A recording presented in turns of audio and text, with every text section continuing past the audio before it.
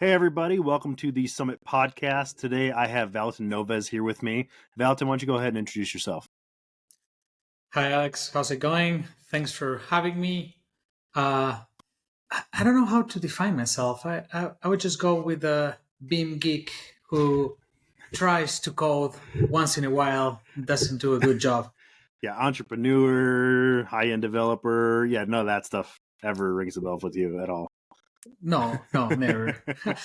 It's hard to call yourself an entrepreneur, right? Because when you say entrepreneur, you imagine something like a god in the or in the jobless. sky.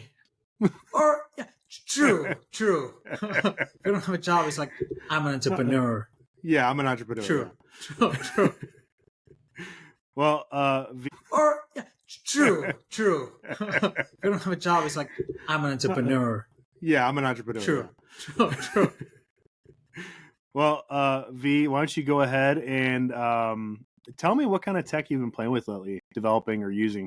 What's some of the coolest shit you've seen so far? I guess, well, for sure, AI. Last year was all about AI. Even it was a cool thing because even our clients, we develop a lot of stuff for other people, and they would just call us and say, "Hey, can you implement this?" I was like, "Well, I never saw that in the market. When was it released?" And they say, "Today." So it's amazing because even our clients are pushing for the latest on AI. I guess large language models was amazing.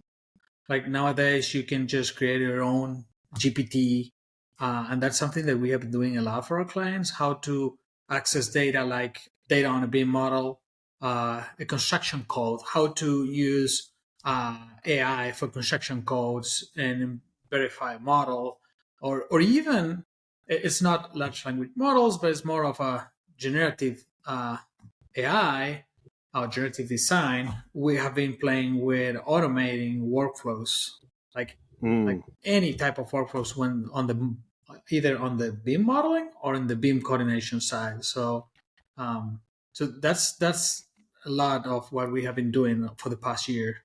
So I'm gonna blow your mind here. So for listeners out here, me and Valentin have worked together in the past. Valentin, what would you say my experience of developing at all was, or ever? You can let me have it. Let me have it. I guess it was fun for both of us for sure. Okay, so that's the polite way of saying that I was horrible. Yeah, I was a challenge. Well, I have been playing with AI lately, making my own GPTs. So you'd be pretty proud of that. And actually, I was in a little get together downtown over here in Idaho, and they were talking about OpenAI and a new AI platform called Ad Prompt, which is a GPT.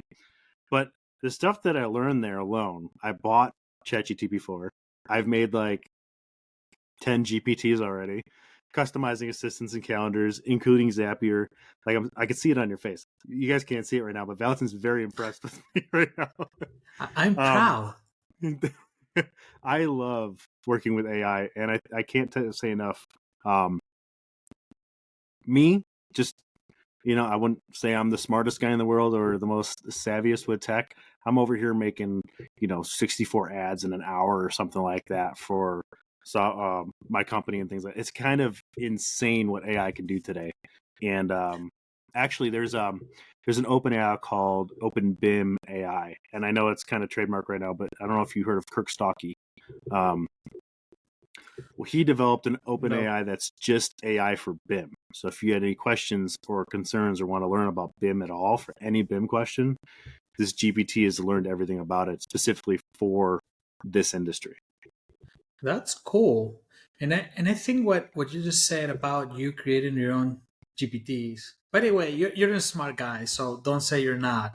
But I think that's the magic and behind everything, that the bar it's so low, not for dumb people, but I mean for like 10 years ago, you used to have like I don't know, master degree in some sort of weird language to use AI. Nowadays, you don't have to be a software developer, and I feel that's amazing. that's amazing because like so many people can be working on this, and you can get the same quality as a software developer. So it's amazing. What's kind of nuts too is my wife's been wanting to make children's books, and I was like, use ChatGPT, start getting some like good ideas, get it out there. Start.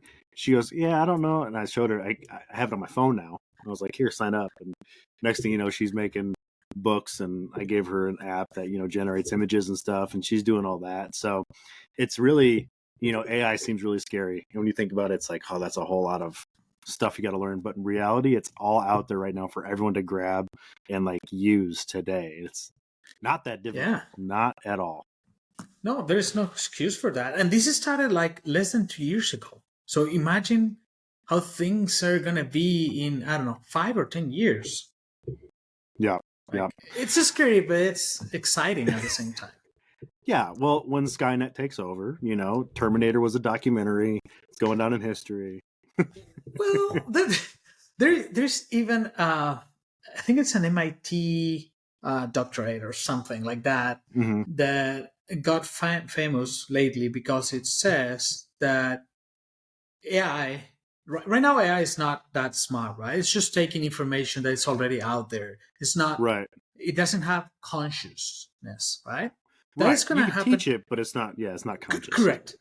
That's going to happen eventually. Everybody says that we're so like it's going to take decades, but when we get there, this guy says that like it's the relationship between us and AI is going to be like dogs and us. Like it's not going to be a threat for us, but it's going to be smarter than us, and we have to admit that and work. We live with it. So I want to believe in a future like that, not Skynet, I guess. Yeah, I mean, so I put AI and robotics kind of hand in hand. I've been talking to some people like this past year, and there's some robots that will be coming out that are like the consumer home robotics that are going to come in and do your dishes. And there was a whole talk of like, how much would you pay for someone to come in and do your chores for you forever? Right? Is that 10 grand, 25 grand, $1,000? Like if you can automate a task that you do every day, and you think about it, everyone out there, if you do your dishes every day, if you take out your garbage every day, menial tasks like that throughout the house, and now you've bought this robot and invested in it to do those things for you. Now add AI on top of that. So now it's learning your routine, and it's turning lights on, and it's, bringing you toilet paper because you're out, that kind of stuff. And so I think that's kind of the future we're headed towards, and I want to believe that it's going to be a very good one, but there's always Terminator in the back of my mind. At least enjoy the ride. For a couple of years, it's not going to be that dangerous. So at least for now, just enjoy, and you can just kick a robot or do something like that, because in the future they're going to kick you in the ass. All right, Valentin, I want to know your journey from where you started. I know currently you're out of Argentina. Like, I want to know from your humble beginnings to now business owner, entrepreneur. So everything started like 40 years ago now. So I guess I'm an architect, has a background. That's what I studied. But when I think it was 14 or 13 years old, my mom sent me to programming classes. At the time, I was like, Mom, why? Why do you send me to this awful thing? I remember that I used to learn, it was a little bit of COBOL, and then some language that nobody uses anymore, and then HTML, because web was just HTML and it was just the beginning. So a couple of years later, when I got out of college, I remember that even in the last years, I started selling algorithms to my teachers. College, we're architects, and I started selling algorithms to automate Python algorithms for 3ds Max, so they can automate their rendering process. Okay. And that's when I was like, well, I can use this technology thing, programming thing to get actual money. I started after college, I started a company with a couple of my friends, and we started doing assets for the gaming industry. So, when you're playing a game, and sometimes people, they don't know how to design buildings, so they have to go to architects to model and design buildings for games. So that's what we used to do, and we started automating that process. But at a certain point, it got a little bit boring because it's pretty much always the same thing. So I sold that company, and I became a BIM director. So I started working for, yeah. It was a hard transition. I remember that I started using a little bit of Revit for doing the gaming assets, a little bit. Mm-hmm. So I knew a little bit about Revit and BIM, and I knew a lot about coding. So started being a BIM manager, and that started to being a little bit boring too. Like, my thing, it's technology, and it's amazing, but at the moment, I remember it was the second release of Dynamo. It was those yellow Dynamo nodes. It Yeah, was yeah. really old. Was I that don't know if you remember. 2008, 2009? Or was it like, It was, yeah, 2000, something yeah. about around 2008 or 9. Yeah, didn't even know tutorials out there. Um, and that was my beginnings on the industry, like actually programming like stuff for Beam. Um, and then started playing with the Revit API a little bit more. And so I was working for this company called ENG Works, right? They're well known in the BIM industry, Mm-hmm. and I I told my boss, who was the owner, like, why we don't open like an area where we develop stuff for the AC, like on top of BIM processes. And that's what I became a director there. Open an area. We hired more than 30 developers. And started working with big names, so it was fun, right? Then I moved to Vegas, and So it got all boring again, yeah. well, every time I say I lived in Vegas, everybody looked at me like, "You monster! Why did you do that?" Oh. Uh, but it was, for me, it was an amazing place, and I became the BIM director for a casino called Resorts World. At the time, it was the largest private construction company in the U.S., so it was a Mm-hmm. challenge. Had more than 80 people modeling and coordinating models for the project, so it was a kind of a big challenge at the time. Uh, and then we even started playing with algorithms on how to, like, basically get more of your money when you get into a casino. So playing with sensors and the layouts, and suggest layouts on how you can improve a casino. Uh, To trap and those then, guys in there and gamble more and yeah, well, yeah, I'm not super proud about it. I'm not super proud about it, but it was fun for sure. Uh, and yeah, and after that's when I decided, like, I want to have my own thing, uh, and started Evers, and that's what led me to meet you and so many cool people that we're working right now. Mhm.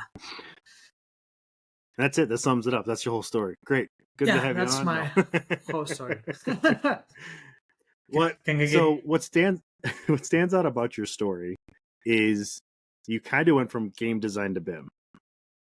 And I've probably said this on every show so far. Is there's a big gap right now with people wanting to go into architecture, engineering, and stuff like that, and game design. You know, back when we were kids and we were like, "Oh, gaming is cool," and your parents were like, "Go play outside." You know, game design was something that were like, "Oh, we'll never. That's not an avenue." And then esports and 3D scanning and all this stuff and development came. Now game design's a big thing. It's like a huge 180 shift from how many people were in architecture and engineering to now all those people are now in game design. And we have a shortage of people who can do BIM. So I think what I'm trying to get across here is, like, game design directly translates to BIM. Period. Your story, what you was talking about, like making 3D assets, which, by the way, technology has come so far. If you got an iPhone You can go out there and scan any object and sell it right from your phone for a 3D asset. Yeah. And I think that's the coolest shit. I'll go scan all the fucking microphones and food and go outside and get a lamppost. And even sell it. You can even make money out of that. Which is so silly. Like, to me, that's silly. But to people out there who are in game design and need that asset, maybe that makes sense. Yeah. Like, imagine, like, if you're making a game out of, I don't know, India. You're not going to travel to India, or, like, you can just get the real thing from a guy living there. So, like, I think it's cool. Yeah. But I agree with you. Like, gaming, it's so similar to BIM. Absolutely. Mm-hmm. Yeah, especially if you know coding and developing. Yeah, but even that has changed a lot. Like, right now, there are platforms like not only Unity and Unreal that you still need to learn to know how to code, but there are platforms like Godot or or Play Canva these are like free platforms, open source platforms that you can use to create something even without knowing a single line of code. So, like, even that has changed a lot. So I guess today it's more than ever truth that BIM is really similar to gaming. Yeah. I mean, there's a direct plugin from Revit to Unreal Engine. Twin Motion. Yeah, absolutely. That's it's crazy. It's crazy. There's even a project that I saw a couple of years ago that I want to. It doesn't work anymore, but I want to recode it again. That you can import a Revit model into Minecraft. So it converts everything into a Minecraft building. Who was I talking? I was talking to someone actually, because they're doing the opposite. They're not doing it anymore, but their kid is out there doing Minecraft and doing all these buildings and stuff. And I can't remember who I was talking to, but they were like, how can I translate that to BIM? And it's like, you're just talking about software, like, show them. Here's a button, translate it. There's even a project online that it started with New York. They modeled the whole Manhattan, real scale. So there were thousands of people modeling Manhattan, like taking pictures and going to Minecraft and modeling the whole city of Manhattan. And I think they started that project, and now you can do it with most of the cities in the US. So maybe you can start with Boise, or you can help model Boise a little bit. Yeah, if anyone's playing Minecraft and they want to model Boise, let me know, hit me up, and we'll figure that out. I got a cousin. I showed him what I did for BIM and modeling and stuff. He goes, "So can you do game design just like that?" And I was like, "Oh, really?" Yeah. And I was like, maybe. I mean, we could put it on Unreal Engine. There's blueprints. We could do a whole game with blueprints. That's also insane thing. Like, if you want to get into game design, and let's say you're like, okay, let's say 16 on the internet, right? You get Unreal Engine, you download all these free platforms and learning things, and you make a full game out of Blueprint, and then you sell it. Like, there's all this software out there that's absolutely free. You can monetize out of it. And I think, like, a lot of people don't realize the translation between game design and BIM. And, like, we can take a model of, let's say, the Notre Dame Cathedral, right?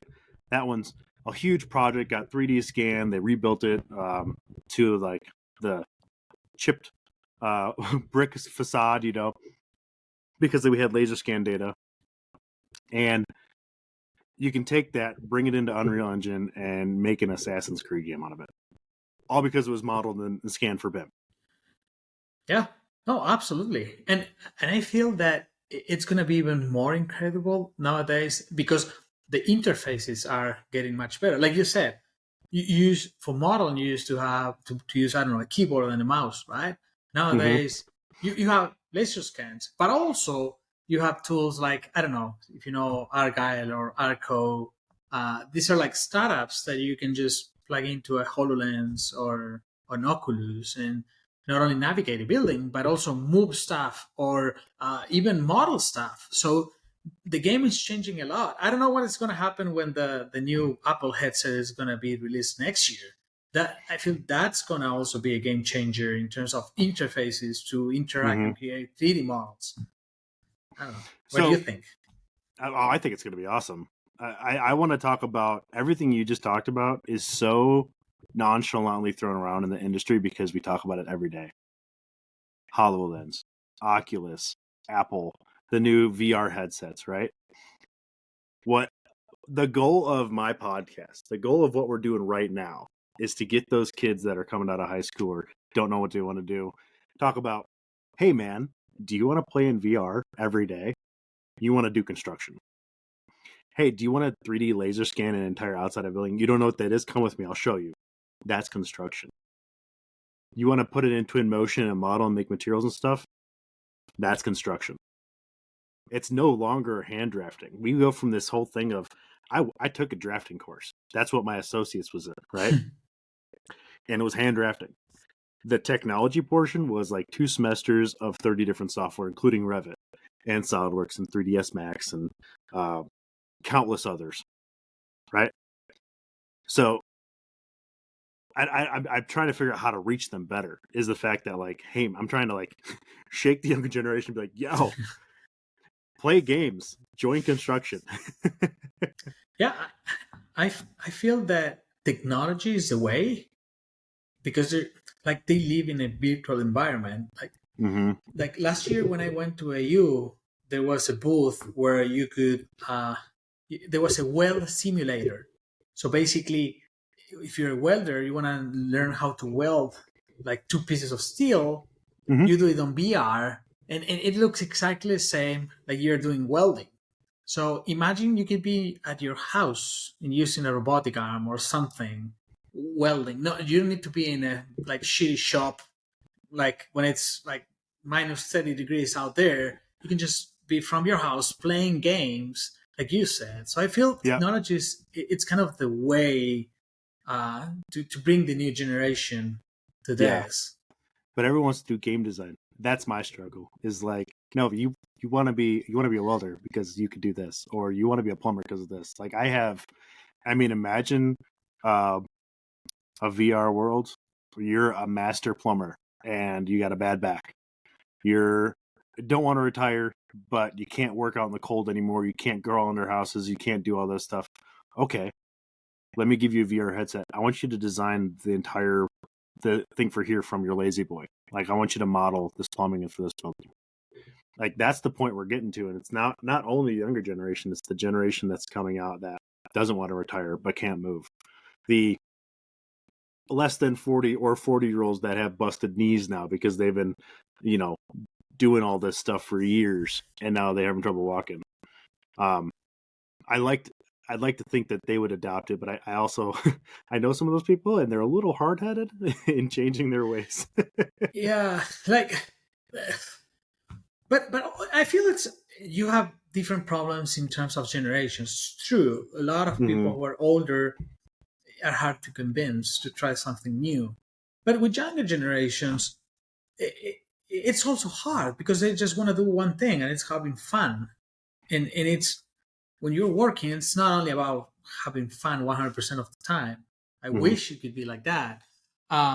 So you're also having problems with younger generations. We are all the time trying to hire people who are younger generation, thinking that they're going to perform amazingly.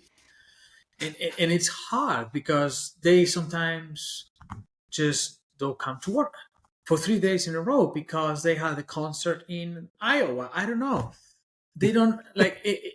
You have challenges with younger generations as well, and it's you have to be more flexible. They're not going to show up 8 hours or 12 hours every day like a guy who is 50 years old is going to do it. So I feel it's not an easy path with both of them, but I think the good advantage of younger generations is that for us, when we hire people, bringing developers who are younger, it's easier because if you have to like program a viewer in the web for a BIM model, it's exactly the same as program something for a game engine. So you are giving them the gaming engine experience, but doing construction. So at least for us, that's the path that we have found for them. In the past, I've hired game designers, and they have absolutely slaughtered people coming in without construction experience, these game designers take it to like pig to mud. I'm like, yeah, hey, by the way, here's Revit. Have you played The Sims before? This is Sims for adults. Oh, and this little thing right here, this dynamo thing, that's your playground. You can make this program do whatever you want with that thing, right? And you leave them alone for a week, and next thing you know, the whole team has these dynamo scripts that they're using, and your efficiency just skyrocketed. There's a lot of, like you talked about, the younger generation, there's a lot of freedom that you have to give for them to allow to be creative. I think some stuff that like I've grown up with, yourself going into these businesses, it's very structured as this is what you do from 9 to 5, 8 to 5, right? And you do every step, and then that's it. You're here to work, you do this thing. But what we got to do now is we got to encourage, you're here to work, but I want you to be creative with the work that you're doing. Realistically, you're getting 6.5 hours of actual productive time from a person working 8 hours a day, right? That whole stat's been everywhere. Give that person those last hour and a half and be like, yeah, do what you want. And your productivity, you still 6.5, but now you have that extra hour and a half of creativity for them to, hey, I've had this problem all week. I hate doing this repetitive task. I'm going to learn how to develop code. Or actually, you know what? I made a macro for my keyboard so I can just hit a button. Yeah. Like what's something that we have implemented that I feel goes really well with younger generations, it's something called gangs. But it's something that we took from Spotify. So when Spotify was smaller, so what you do is basically, like you said, like 80% of your time is gonna go to actual work or a project or something like that. Then the rest, 20%, goes to gangs that you create across the company.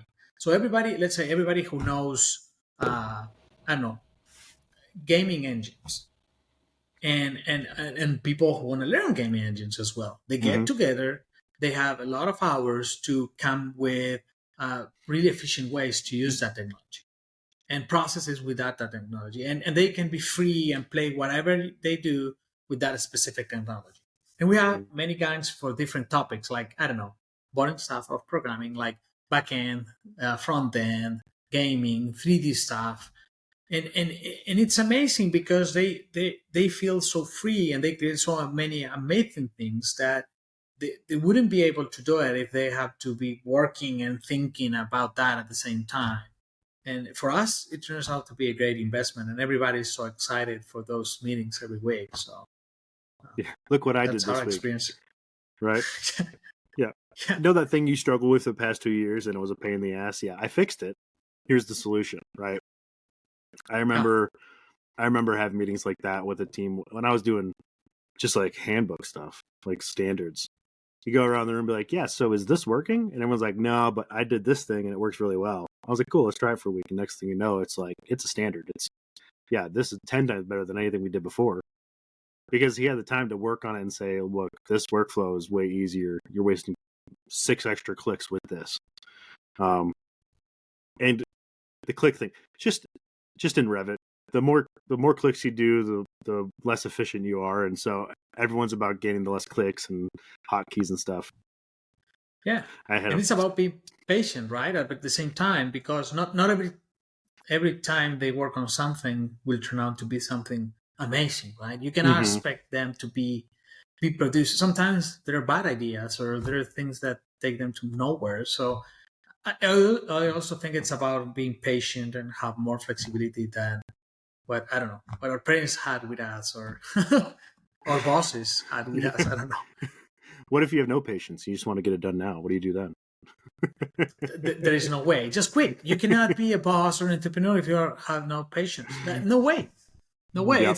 It's like I have a mentor who is a great entrepreneur in Silicon Valley, and he told me the secret about running a business is about being calm and playful. If you cannot be calm and playful to take decisions, that doesn't mean you are not going to have to take hard decisions or fire people. But you need to be calm and patient and playful. Sorry. Like if you don't have those skills, he told me, Valentin, you know what? If you don't have those skills or you're not willing to work on those skills, I'm not going to be your mentor because there is no way you're going to be successful. So Still working on them, by the way. I was gonna say you're a little stiff, yeah. I am still, but still, at least I'm trying. At least I'm trying. Otherwise, is there's no way you can work with younger generations if you're not. Right. Yeah, you gotta take input, and I remember I had a car problem when I was younger. I'd always buy cars. I had a very much what do you call it? Spontaneous. That's totally wrong. I'm gonna get killed in the comments for that. Spontaneous impulses to buy, the guy in Craigslist that's like, yeah, it ran when I parked it. I'm like, cool, I want that car. I think by the time I was 21, I've had like 10 or 8 cars or something like that, right? And for me, it was about being patient. Like after that, I had to I can't buy cars anymore. I got nowhere to put them. I'm on my own. I'm dating this great girl. I got to have a working car, and I had to sell them all.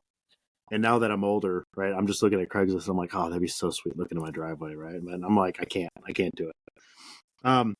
With Strive, what I'm doing now is just going with the flow, right? And I'm hoping to bring on some younger people that can help you kind of go with the flow. But if you stress over it, right? If you start thinking that your passion is now a job, right? Then it's time to rethink something that you're doing. And I fully believe that.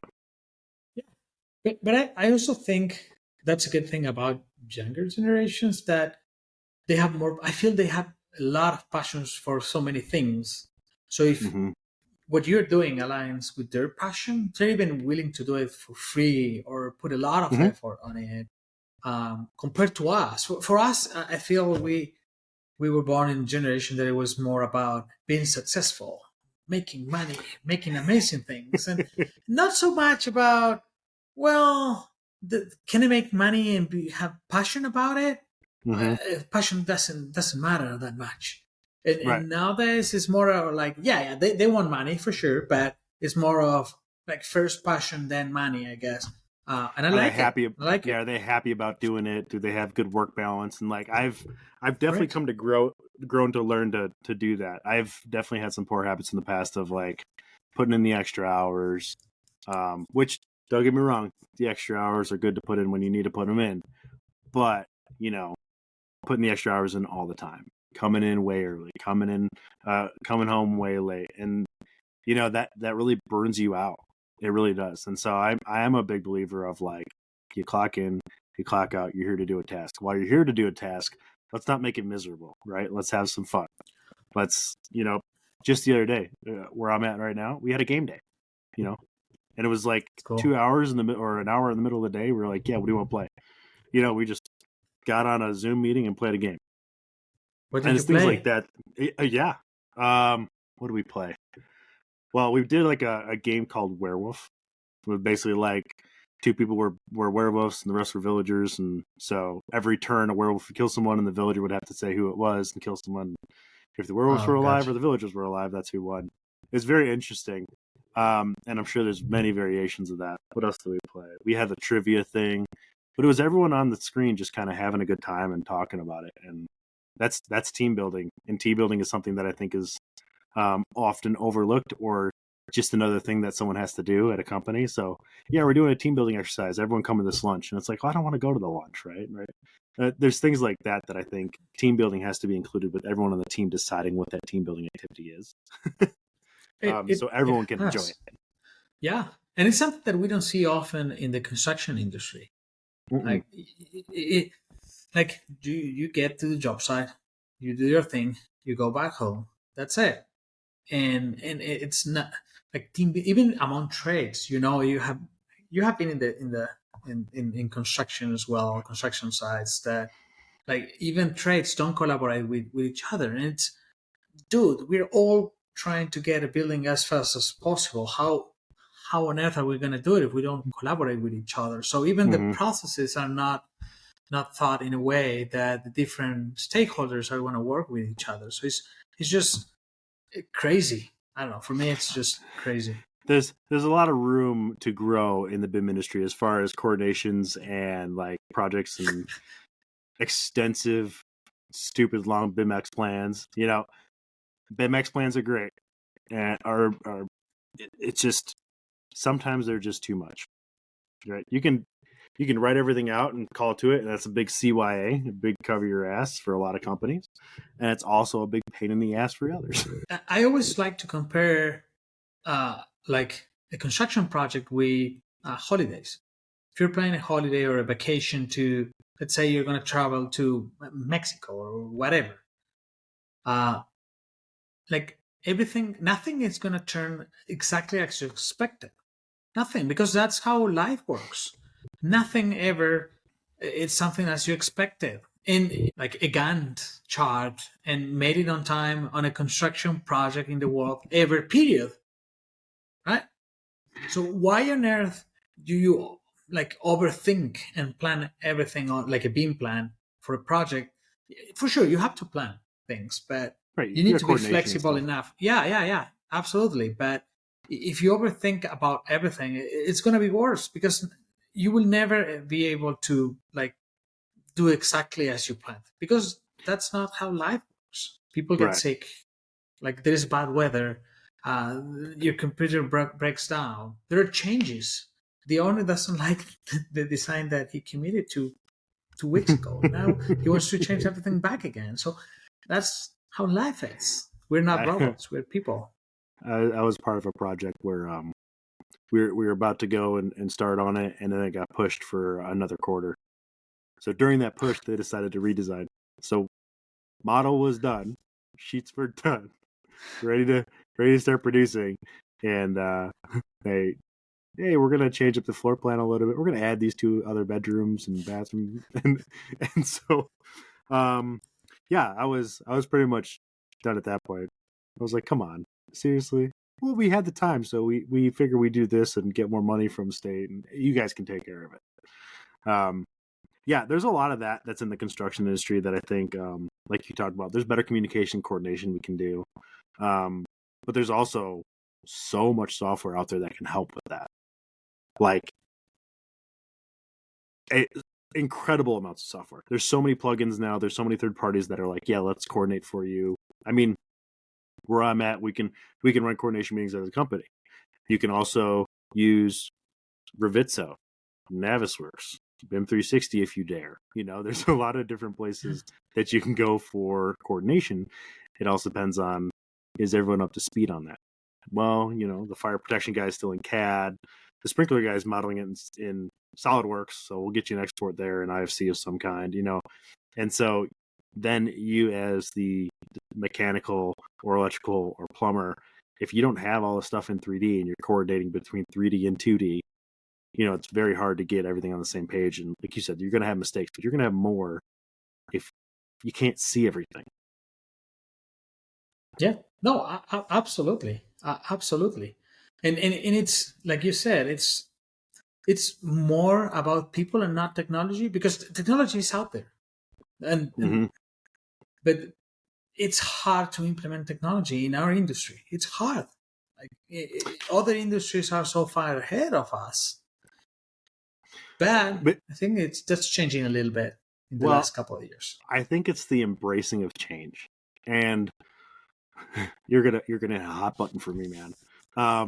The way we've been processing documents through either state or government has been the same forever. It's a paper document or a PDF to some guy at a desk going through each page by page by page. Not a 3D model, not BIM 360 that, majority of the people around the platform are using. Not saying, hey, this version is what we're building, and then them going through and, looking at the model and the version that they're building and saying, no, this has to be fixed, this has to be fixed, right? It's all page documents, which in reality don't give you the full information.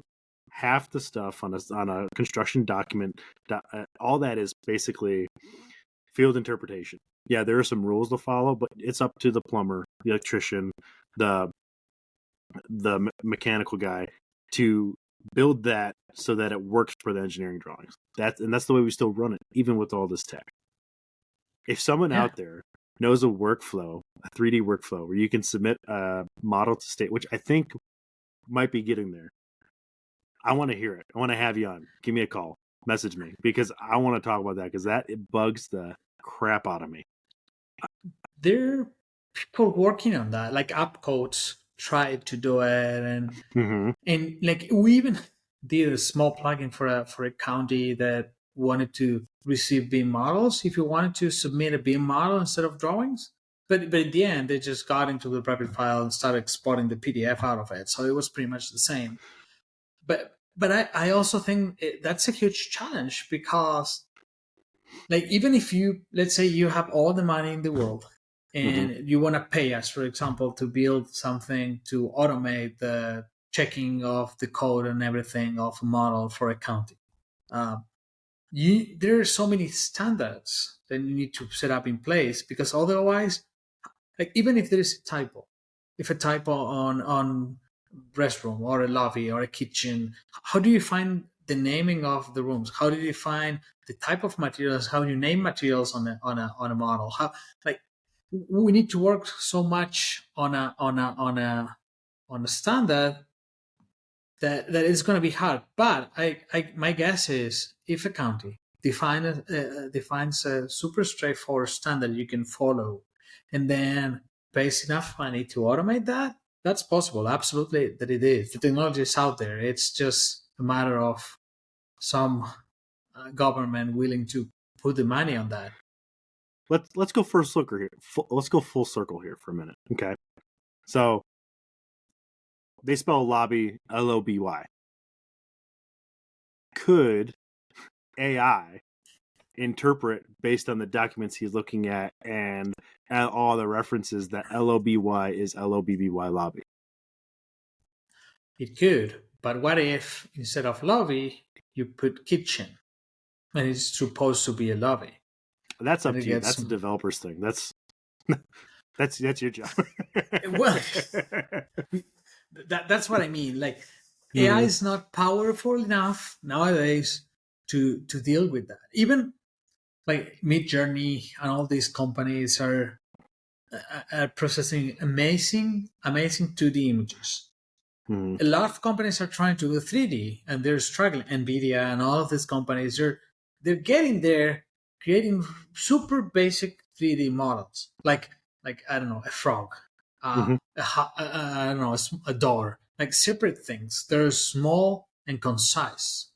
For AI to be able to have like topologic like comprehension between 3D elements with properties on it, it's a long way until we get there.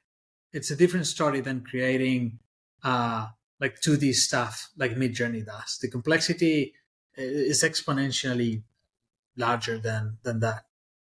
So I have a question, and this may be party pooper here. Sorry to be a party pooper. Yeah, way to be a party. No, so I watch this YouTube channel, Quarter Digital, and they do a lot of deep fakes, and they do a lot of they use scanning and polycam and all that stuff. Is there a way to teach AI through deep fake what a lobby is? Like, we're going back to the simple problem where, like, instead of lobby, it puts kitchen.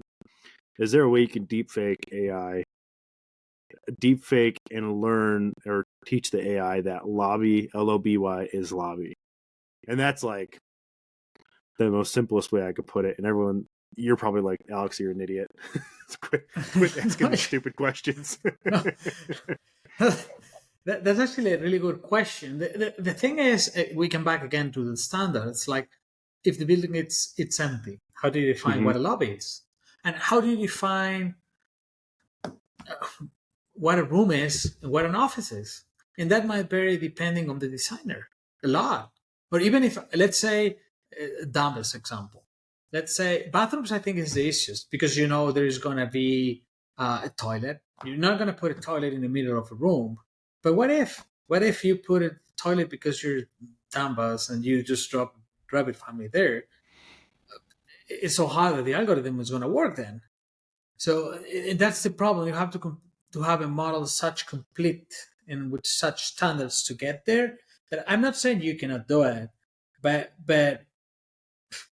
my guess is that you need to be able to get at least 90% of the cases, or the edge cases. Otherwise, it's just going to be like just 10% or 20%. And for that, you need standards and you need so much information and complexity that it's not as easy as deep faking, like what a cat is and what's not. Right. Have you seen the pictures that they show dog muffin dog like a cranberry muffin? So it's exactly the same, and not even AI can separate one from the other. So okay. But it's 90% precise. Yeah. Yeah. I think like, you know what? We're I don't want to get off topic here because you and I could fight about this all day. I don't think we're fighting. Discuss all this because, like I said, I've been getting deep into AI today and this past weekend, and so I'm like, my mind is racing of like everything I can do. Why don't you tell me more about Everse and what you guys are doing right now for the community? Because I think some of the stuff you're doing with some of the startups is great, and then I did just see you kind of talk about, was it Everse Learning? Yes, Everse Learning, exactly. So, but basically at Everse, we're a bunch of architects, civil engineers, geeks, and software developers that we provide services and lately some products too for the AC. Most of our clients are AC startups. A lot of them, we cannot even name them because technologies, sometimes it's really confidential, but we're working with an amazing brands out there trying to disrupt the status quo of the industry. And one thing that, and something that we suffer every day, and that's why I want to bring Learn, is for us it's really hard to get people from the industry that knows how to code. It's really hard, and this is something that I discussed with Fed. Fed was the former owner of Case. They sold it to WeWork. Now they work at Canoa. He owns Canoa, which is an amazing startup too. Mm-hmm. And we were discussing that we all have the same problem. It's easier to teach an architect how to code than to teach software developer about the industry. So that's so much harder. So for sure, you need to have software developers no matter what, because they know the hard stuff like software architecture, DevOps, testing, algorithms. But most of the people you need are people that comes from the industry and teach them how to code. And for us, finding people out there, it's like unicorns. Like it's so hard because there are so many people out there that say they're architects and no, they're software developers, but in truth, they're not. They just know a little bit about a language. They don't know about software architecture, deployment, testing, like front end, back end, UX, UI. Like they just know a little bit about some specific piece of knowledge of coding. So that's why we decided to start working on Learn, which is basically a section where you're gonna have everything that you need to get from being an architect or a civil engineer or structural engineer and become a software developer. The idea is to start even with the basics of computing till like you're going to decide your path of front end. Sure, you want to use Forge or APS, how it's called nowadays. We're going to teach you that. You want to just call Dynamo nodes because you're going to create your own package. Sure, we're going to teach you C# with Dynamo. You want to use the Rapid API. Sure, we're going to teach you that. And so we're going to release a press release. We're partnering with eGlobal Training. Which awesome. Are the biggest, and we're partnering with them so we can provide the content through their platform. So this amazing partnership is going to help us and help more people in the industry because we need to hire more people that wants to take up to the challenge and become a software developer. So so I mean, you are the perfect reason why I started what I started, because you said, I mean, and that's for anyone hiring BIM right now, they're looking for unicorns, every single one of them, right? And so what Strive is basically just a database of a bunch of people, a bunch of unicorns that you can search through and say, I need a developer and I need an architect. And then you can also say, I need a developer who knows C# and Python and has built an app.